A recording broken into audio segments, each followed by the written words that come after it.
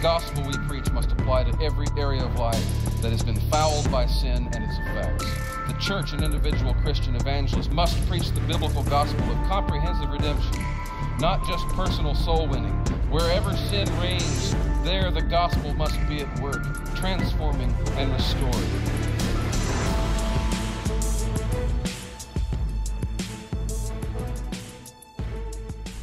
Hello and welcome to the Devoted Word. Once again, I'm Joel McDurmon. We're brought to you by the American Vision. Please visit us at americanvision.org. Picking up on some of the things we talked about in the last session, which we only thought would be our last session on Genesis 1:3. I think there may be two more, including this one.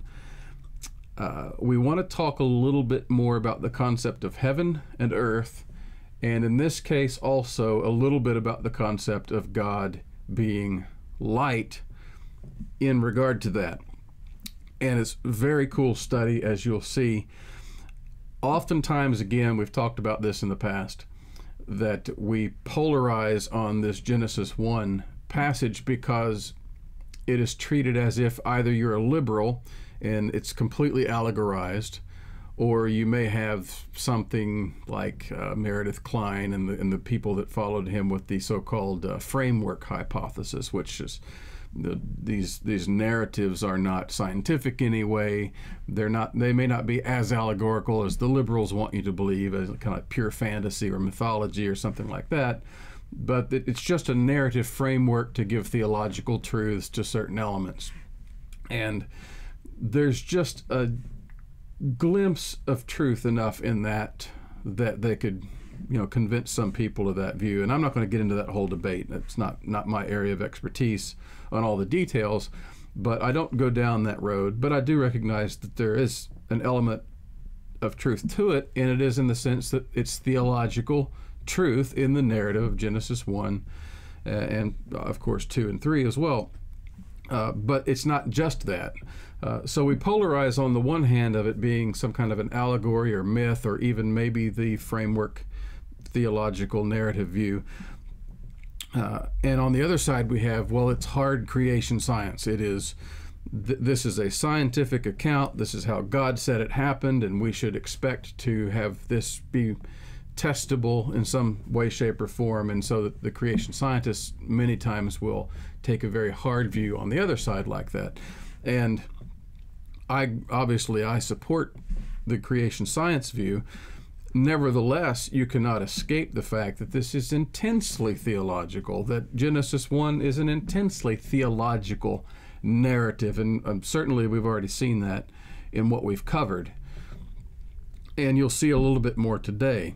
So Genesis 1, and particularly verses 1 and 3, in the beginning God created the heaven and the earth. And then in verse 3, as we discussed last time, and God said, "Let there be light," and there was light. And verse 4 goes on, verse 5, that God separates the light and the darkness, calls the light day, the darkness night, and that constituted the first day. I believe that was a 24-hour day. I also believe it is a theological framework by which we understand much of the rest of Scripture, as we'll see the whole creation narrative is. So focus on these concepts of heaven and earth. And maybe in the next discussion, I'll talk about the heavens that become the firmament, that is separate from the heaven that I think is being discussed here in the beginning, which is either a more general view or distinct from. Later, I think it's in 1 Corinthians 12, maybe it's 2 Corinthians 12, where Paul talks about being raptured into the third heaven. And so there are these distinctions between heavens, and how you count them may be different from how someone else counts them, but there are distinctions. So that there's a heaven that we're going to be talking about today. There is also a heaven that is the heavens in which there's the sky and outer space, the sun, moon, and stars, and in which all of that appears. And we'll talk about that in a separate discussion, especially when we get to day 4 as well. We'll have a discussion on some of that. When it talks about heaven, though, and earth here, you've got to realize that God makes reference to this concept quite often. We talked about this in a previous discussion where we said that God calls heaven and earth to witness in his covenant dealings, and how God speaks of being the creator of heaven and earth. Well, there are some more you need to consider that use that concept as like a theological framework, but also it is kind of a reality in which the heavens and the earth, so to speak, constitute God's house. And this is a concept James Jordan brought out very well in his book, Through New Eyes, which I'll make a lot of use of as we go through some of these narratives, because there's a lot of great scriptural study in there. Don't always agree with James on everything he brings out. I certainly don't agree with him on liturgy and the priesthood and ecclesiology and those matters. But the biblical studies that he pulls together and the imagery is very important. So just for example, start with a prophecy like Isaiah 66 verses 1 and 2. Thus says the Lord, heaven is my throne, and the earth is my footstool. What is the house that you would build for me? And what is the place of my rest? All these things my hand has made. And so all these things came to be, declares the Lord. But this is the one to whom I will look, he who is humble and contrite in spirit and trembles at my word. There's whole sermons in that, and I'm not going to go off on all of it except to say right now, there's a spiritual lesson here. God moves from this cosmic reality to who he is and how we ought to approach him because of that. What kind of character we ought to have because of that. It's just an amazing passage that here you have the creator of the universe speaking to us, telling us who he is. Heaven is my throne, earth is my footstool. All of these fantastic theological truths. And it boils down to he's trying to get your attention of what kind of character and what kind of a spiritual person you ought to be at the root of it all. This is just phenomenal in my opinion. But that reality, heaven is my throne, earth is my footstool. God is not just speaking in kind of grand rhetoric here. This is not just hyperbole. This is not God just saying, I'm bigger than all of it. I'm bigger than the universe. I'm bigger than you. To get our attention. This is not just rhetoric. It's not just some kind of metaphor or allegory or anything like that. Although it is all those things. It's not just those things. It is God once again drawing from the creation narrative, talking about this place that he has created as it were a dwelling place for him, that he takes up the entire thing. That's just phenomenal, especially in light of what we're going to read in two different aspects. One of them is the fact that God told Moses and others that when they made the tabernacle, they were to look at the pattern he had established in the heavens. And then what did those things become? They became the house of God, okay? So in a way, God in the creation narrative is creating the house of God, the heavens his throne, the earth his footstool, and we'll see a whole bunch more beyond that in terms of the animals, the fellowship with man, his image, the light that is in it, the glory of the light that is in it, the jewels and the land, and all of these things, highly symbolic in that the entire creation is a house of God, as Colossians tells us, right? By him, through him, and for him. All of this ties together. Isaiah is preaching, prophesying in that same tradition. The God who dwells in the universe, for whom the whole heavens and earth is a dwelling place, is our God. And when we create this tabernacle, and when we go on to create the glorious temple, this thing at which the apostles standing there with Christ, marveled at the splendor of this golden, bejeweled, adorned building of huge, enormous magnificence, that it was nothing more ultimately than a stack of blocks representing the real dwelling place of God, which is even beyond this creation. In a way, the whole creation, the heavens and earth, can pass away because it is nothing in sight of the one who created it in comparison. I'm getting way ahead of myself. Consider that passage from Isaiah, and now listen to the deacon Stephen as he is giving his defense before the Sanhedrin, a fantastic story in and of itself. In Acts chapter 7, this is verses 44 through 50, and he tells them, keep in mind, this is the entire Sanhedrin of all the Jewish Pharisees, Sadducees, all the leaders. They had come from all over the diaspora to meet. There must have been several hundred people here, all leaders, all princes of Israel, and here's Stephen preaching to them. What a fantastic event. Our fathers had the tent of witness in the wilderness, just as he who spoke to Moses directed him to make it according to the pattern he had seen. Our fathers, in turn, brought it with Joshua when they dispossessed the nations that God drove out before our fathers. So it was until the days of David, who found favor in the sight of God and asked to find a dwelling place for the God of Jacob. But it was Solomon who built a house for him. Yet the Most High does not dwell in houses made by hands, as the prophet says.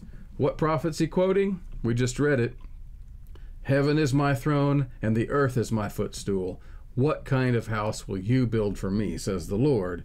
What is the place of my rest? Did not my hand make all these things? Okay, so we have several truths brought forth in all that, just mentioning them here in passing. That the fathers had the tabernacle in the wilderness. It was made, how was it made? Just as God told Moses, look at the pattern I'm going to show you in the heavens and replicate that. And again, how was the temple built? According to the same pattern, a heavenly pattern revealed to man that was replicated. God didn't just say, hey, build this building, build these walls, build another room with inside it, put this piece of furniture here and that, and here's your blueprint, now go do it. He said, no, look at the pattern I'm showing you in the heavens, and what you're building on earth is a reflection of that. You get that pattern of the image being reflected, it ties in with so much of how God does things. Here's God, we are his image, okay?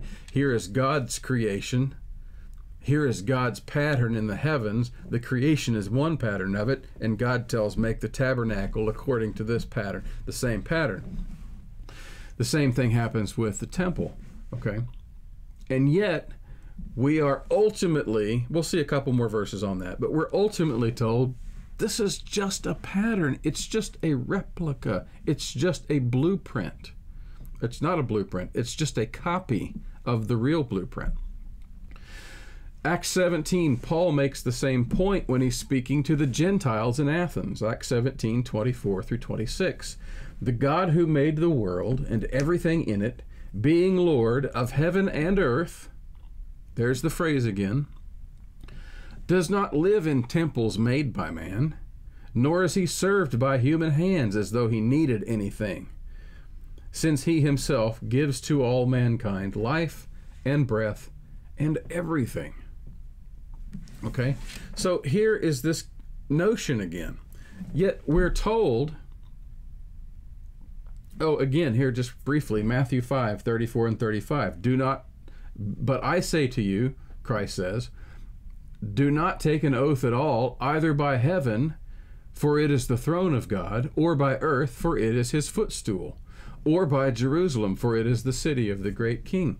What is Jesus making reference to? Again, he's drawing from the same prophecy of Isaiah He's drawing from Psalm 11:4, which says heaven is the throne.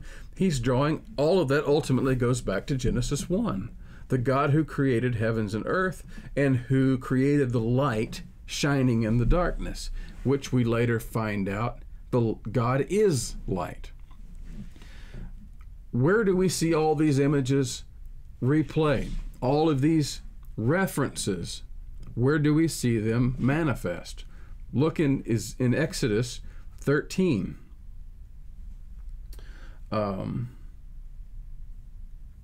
Whoops, that's a mislabeled passage. Exodus 13, 21 and 22 tells us how God followed his people in the wilderness as a pillar of cloud by day and a pillar of fire by night. What is this pillar of fire?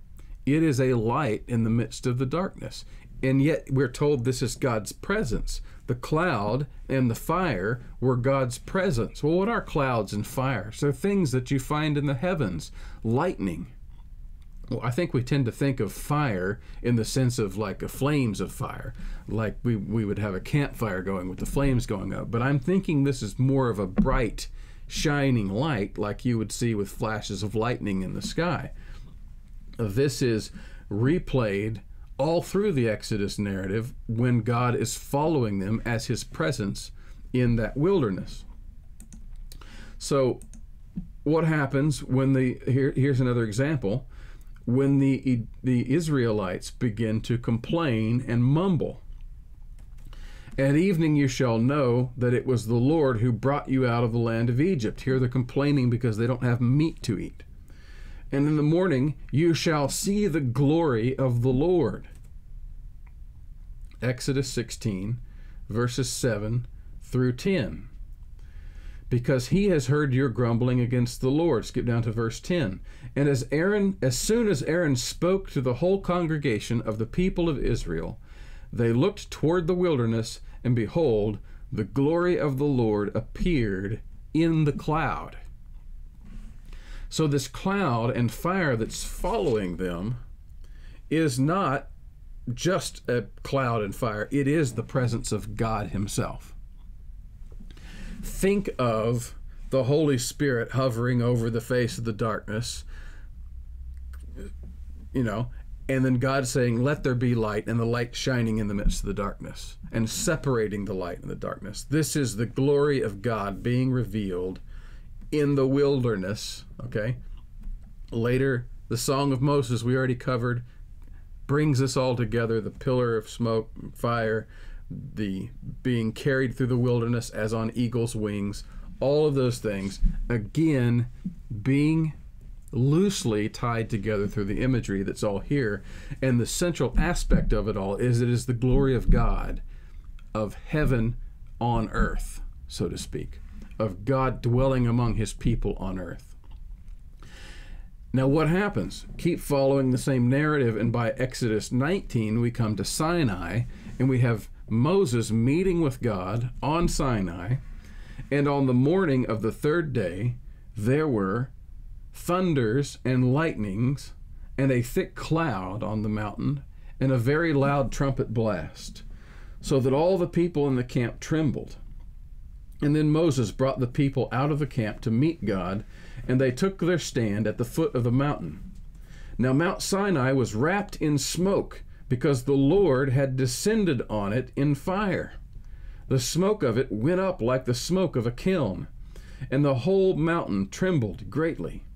And as the sound of the trumpet grew louder and louder, Moses spoke, and God answered him in thunder. What is this but that same presence of God that had come down on top of the mountain to meet with Moses as the law was given? And it was this tremendous display of the terror of the heavens. Clouds, lightnings, fire from heaven, all symbolic of God's presence. When we'll cover these images more later, but when the Bible later says in Hebrews, our God is a consuming fire, that is the fire that they're talking about. and there's more to it, certainly when it comes to the sacrifices and the fire on the altar. So God gives them this on Sinai. He gives them the Ten Commandments. And then after the Ten Commandments, the people ratify this.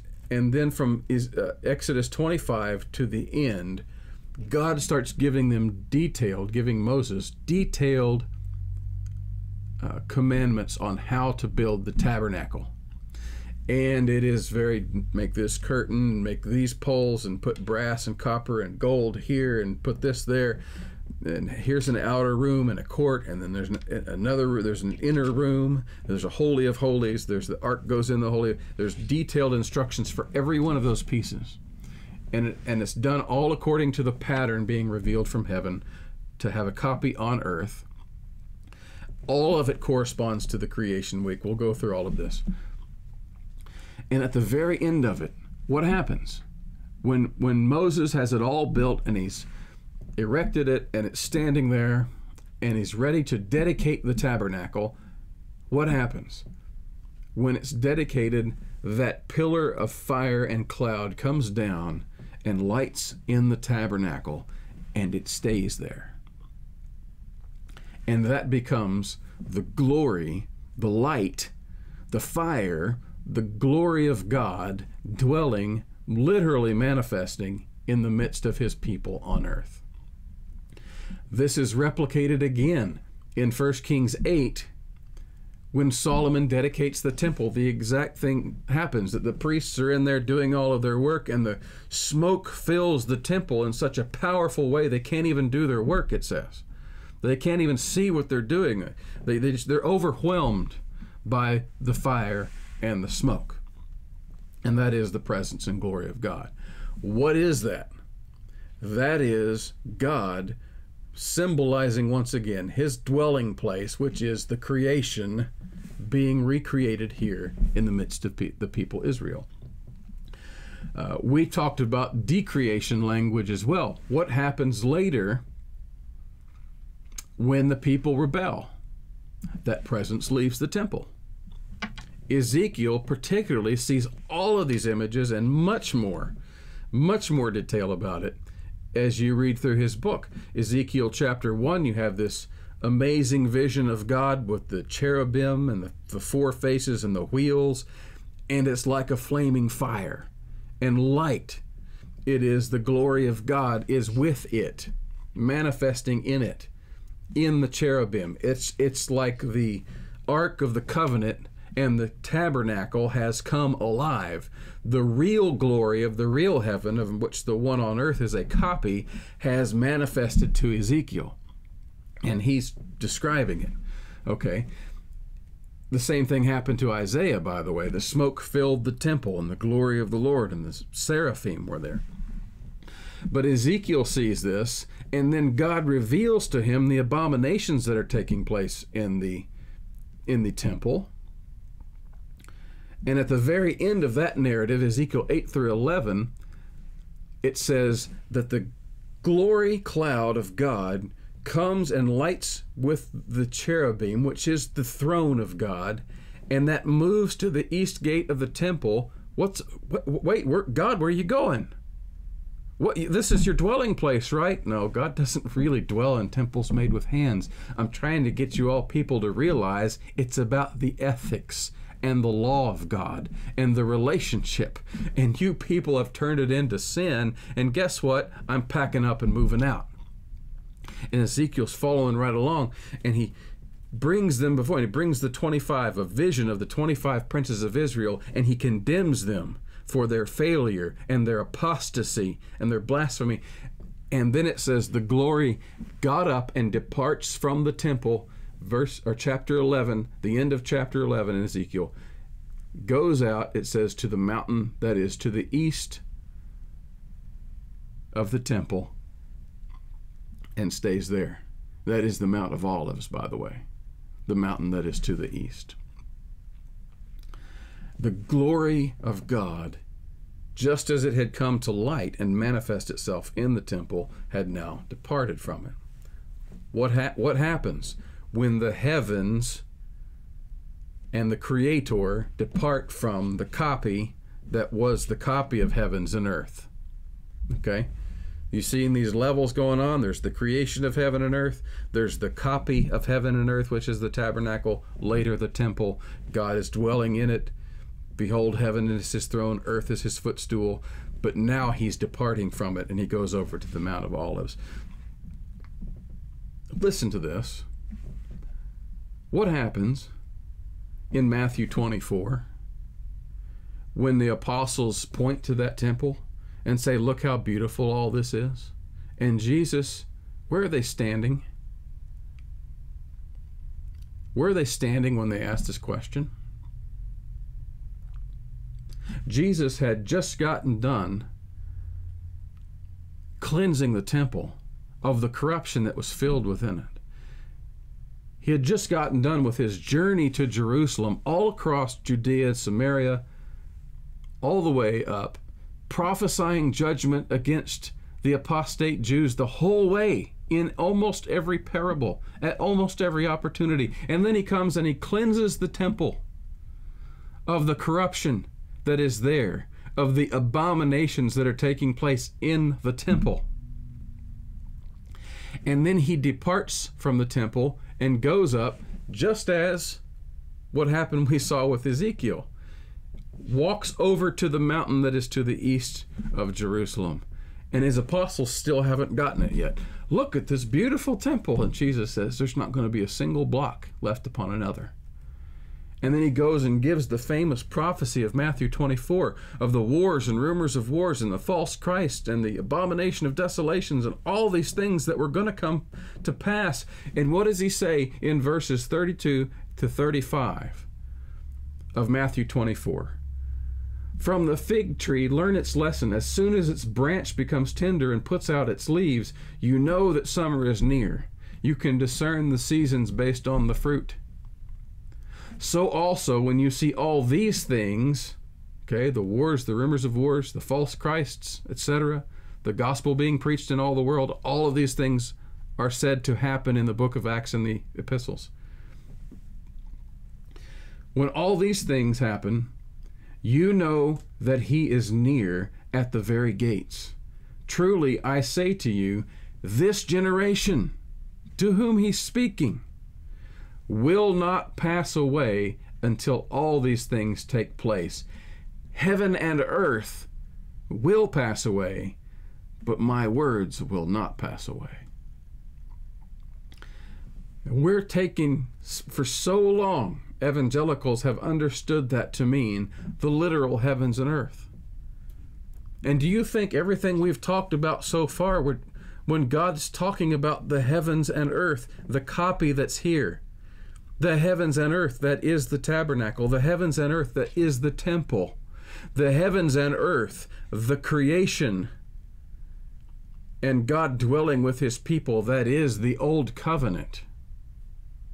Do you think that's what Jesus is talking about here, is a literal heavens and earth passing away?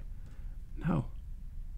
He's talking about that temple that he just told the disciples would be leveled.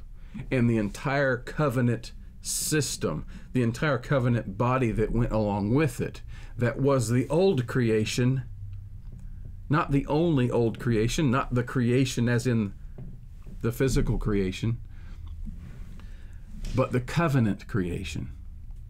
And Jesus says that will pass away, and it will be in this generation. And you will see that my words do not pass away. Now, I want you to hold on to that, as striking as it is. Hold on to that and back up in Matthew to another passage well known among many of our readers and followers. Matthew 5:17. Do not think that I have come to abolish the law or the prophets. I have not come to abolish them, but to fulfill them. For truly I say to you, until heaven and earth pass away, not an iota, not a dot, or as the more popular King James, not a jot, not a tittle, will pass from the law until all is accomplished. until heaven and earth pass away. What is Jesus talking about? Is he talking about the physical creation? No. He was talking about the old covenant. Oh, yes, I realize that brings up all kinds of questions, and we're going to answer those questions for you in a future episode. So there's much more to say on this concept of heavens and earth. I hope you realize that there is certainly a theological framework that comes along with Genesis 1. It can't be reduced to that by any means. The people who do that are going down the wrong path, and they're opening themselves up to all kinds of future problems. Again, we're not going to get into all that. But there is certainly a theological framework, and to deny that, you rob yourself of the biblical theology that comes from it all through the rest of the Bible. Isaiah, you get Stephen quoting Isaiah, you get Jesus referring to Isaiah and to the Psalms, and they're all going back to this simple concept in Genesis 1, that God created the heavens and earth, that he is the light dwelling in the darkness. And that is replayed in the wilderness, in the tabernacle, in the temple, and certainly in Ezekiel. It's certainly being brought out here in the Gospels, and it's brought out again in the epistles and in Revelation as well. And we'll say a little bit more about some of these things, and including a discussion of the other firmament that there is in the next discussions. So that's all for today. Thank you for joining me on The Devoted Word. Remember to check us out at AmericanVision.org. Consider becoming a monthly supporter. And as always, we thank you for your time, your patience, and your support.